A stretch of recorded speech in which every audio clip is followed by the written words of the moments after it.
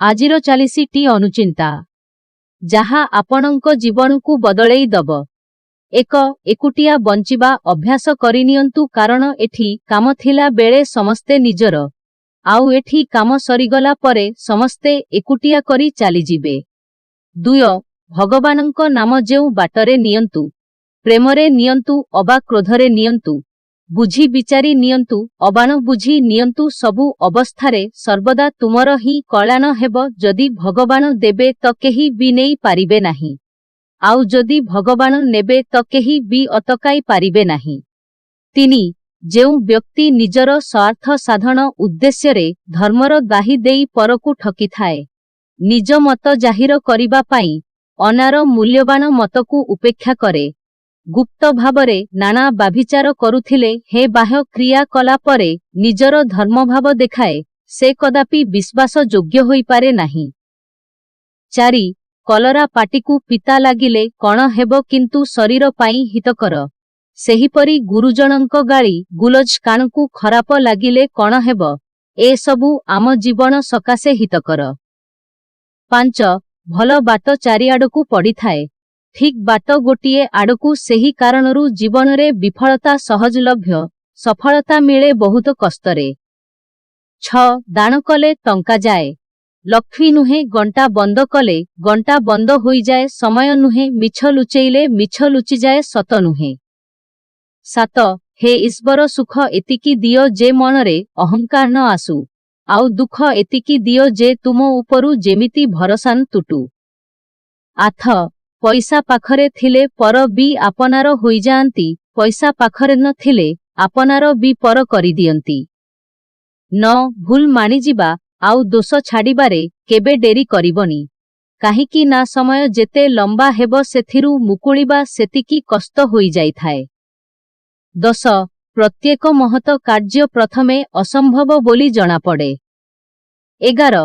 କୌଣସି ବିଷୟକୁ ଗଭୀର ଭାବରେ ଚିନ୍ତା କରନ୍ତୁ ଓ ଭୁଲ ଠିକ୍ ନିଜେ ବିଚାର କରନ୍ତୁ ଏବଂ ନିଜ ନିଷ୍ପତ୍ତି ନିଜେ ନିଅନ୍ତୁ, କାରଣ କଥାରେ ଅଛି, ନିଜ କଥାରେ ଠାକୁର ଓ ପର କଥାରେ କୁକୁର। 12. ପ୍ରତିକ୍ରିୟା ପ୍ରକାଶ କରିବା ପରିବର୍ତ୍ତେ ବୁଝି ସୁଝି କାର୍ଯ୍ୟ କରନ୍ତୁ। 13. ଜଗତର ସମସ୍ତ କଲ୍ୟାଣକାର କାର୍ଯ୍ୟରେ ଈଶ୍ୱରଙ୍କ ସତ୍ତା ବିଦ୍ୟମାନ, ଏହାକୁ ଯିଏ ଉପଲବ୍ଧି କରି କାର୍ଯ୍ୟ କରେ ସେ ନିଶ୍ଚିତ ଫଳପ୍ରାପ୍ତି ହୋଇଥାଏ। ବ୍ୟକ୍ତି କାର୍ଯ୍ୟ ଆରମ୍ଭରୁ ଯଦି ହୀନ ଆଦର୍ଶ ନେଇ ଆଗକୁ ଯାଏ, ତେବେ ତାହାର ସମସ୍ତ କାର୍ଯ୍ୟ ହୀନତାରେ ହିଁ ସମାପ୍ତ ହୋଇଥାଏ। 14.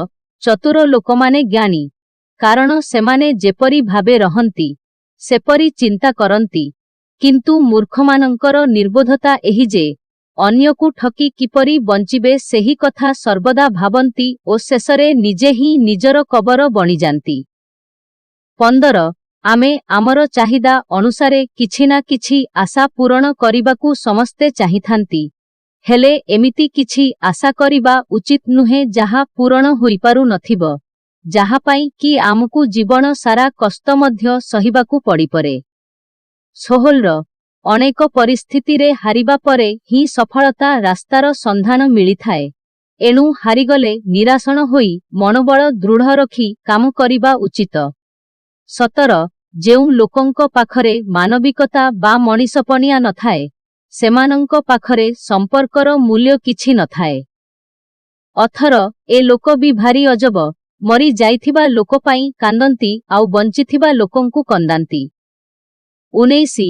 ନିଜ ଘରେ ବସି କେବେ କାହାର ଅନିଷ୍ଟ, ଅମଙ୍ଗଳ ଏବଂ ପରଚର୍ଚ୍ଚା ଆଲୋଚନା କରିବା ଅନୁଚିତ, କାରଣ ତୁମ ନିଜ ଘର ଉପରେ ରାହୁ ଏବଂ ଶନିଙ୍କର କୁପଦୃଷ୍ଟି ପଡ଼ିବା ସହ ଲକ୍ଷ୍ମୀ ଛାଡ଼ି ଯାଆନ୍ତି, ଯାହାଦ୍ୱାରା ତୁମ ଘରେ ଅଶାନ୍ତି, ଅନିଷ୍ଟ ଏବଂ ଅର୍ଥ ଅଭାବ ଦେଖାଯିବ।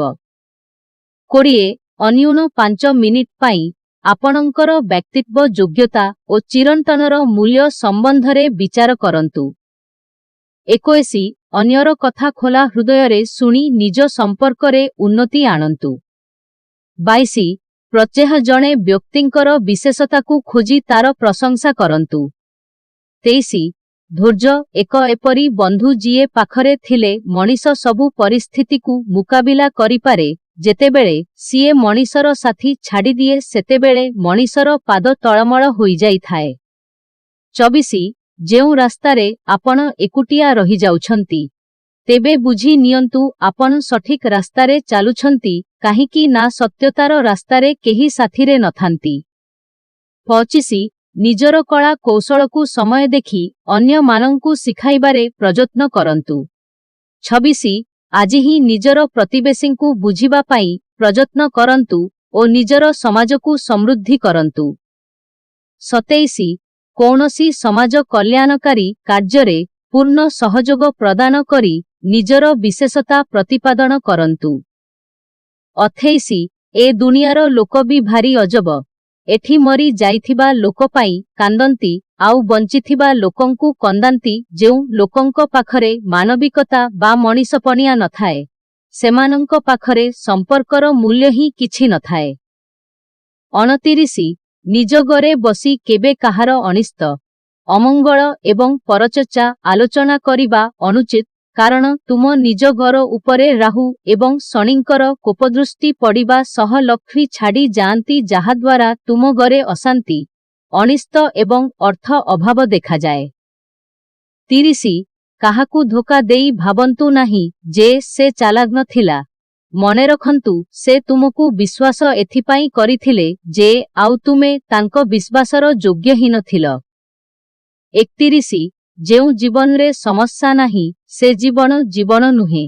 ସମସ୍ୟାକୁ ମୁକାବିଲା କରିବାର ସାମର୍ଥ୍ୟ ମଣିଷର ରହିବା ଉଚିତ। 32.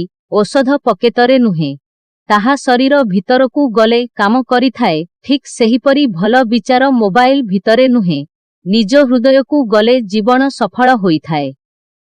33. ନିଜର ମନ କଥା ଭୁଲରେ ବି କାହାକୁ କୁହନ୍ତୁ ନାହିଁ, କେତେବେଳେ କିଏ ବଦଳି ଯିବ କିଛି ଭରସା ନାହିଁ। 34. ମଣିଷର ମୃତ୍ୟୁ ପରେ ସ୍ତ୍ରୀ ଘରର ଅଗଣା ପର୍ଯ୍ୟନ୍ତ, ସମାଜ ଶ୍ମଶାନ ପର୍ଯ୍ୟନ୍ତ ଓ ପୁତ୍ର ମୁଖାଗ୍ନି ପର୍ଯ୍ୟନ୍ତ ଯିବେ, ହେଲେ ଆପଣଙ୍କ କର୍ମ ଭଗବାନଙ୍କ ପର୍ଯ୍ୟନ୍ତ ଯିବ। 35. ଯେତେ ତୀର୍ଥ ଜାଗାକୁ ଗଲେ ବି, ଯେତେ ଭକ୍ତିରେ ପୂଜା କଲେ ବି, ଯଦି କର୍ମ ଓ ବ୍ୟବହାର ଭଲ ଥାଏ, ତେବେ ସେଗୁଡ଼ିକର କିଛି ବିମ୍ନୟ ରହିବ ନାହିଁ। 36. ଦୁଃଖ କହିବା ଓ ଶୁଣିବା ଭିତରେ ଅନେକ ଫରକ ଥାଏ, କାହିଁକି ନା ଦୁଃଖ ଶୁଣୁଥିବା ଲୋକଟି କେବଳ ଅନୁଭବ କରିଥାଏ, କିନ୍ତୁ ଦୁଃଖ କହୁଥିବା ଲୋକଟି ଦୁଃଖକୁ ଅଙ୍ଗେ ନିଭାଇଥାଏ। 37. ନିଜର ସ୍ୱାଧୀନ ଚିନ୍ତା, ସ୍ୱାଧୀନ ଅଭ୍ୟାସ ଓ ସ୍ୱାଧୀନ ମତକୁ ବଳି ଦେଇ ପରବଶତା ଅବଲମ୍ବନ କରିବା ଠାରୁ ଘୋର ଦୁଃଖ ଆଉ କିଛି ନାହିଁ। 38.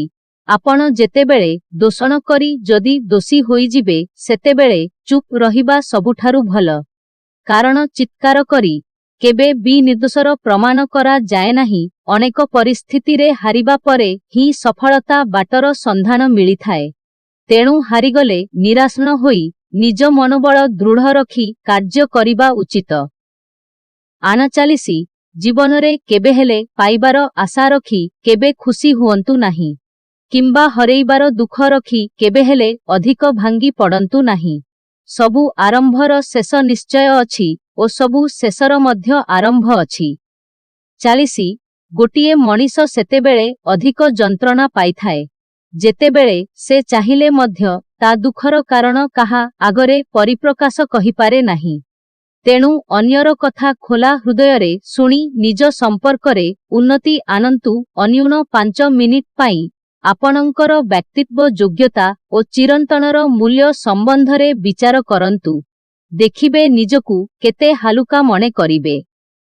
ଯଦି ଆମ ଭିଡିଓ ଆପଣମାନଙ୍କୁ ଭଲ ଲାଗୁଥାଏ, ତାହେଲେ ଗୋଟେ ଲାଇକ୍ କରନ୍ତୁ, ଗୋଟେ ସେୟାର କରନ୍ତୁ ଆଉ ଗୋଟେ ସବସ୍କ୍ରାଇବ କରି ପାଖରେ ଥିବା ବେଲ ଆଇକନକୁ କ୍ଲିକ୍ କରି ଅଲ ନୋଟିଫିକେସନରେ କ୍ଲିକ୍ କରନ୍ତୁ, ଯାହା ଫଳରେ ଆମେ ଯୋଉ ଭିଡିଓ ଅପଲୋଡ କରିବୁ ଆପଣଙ୍କ ପାଖରେ ସର୍ବପ୍ରଥମେ ପହଞ୍ଚିପାରିବ।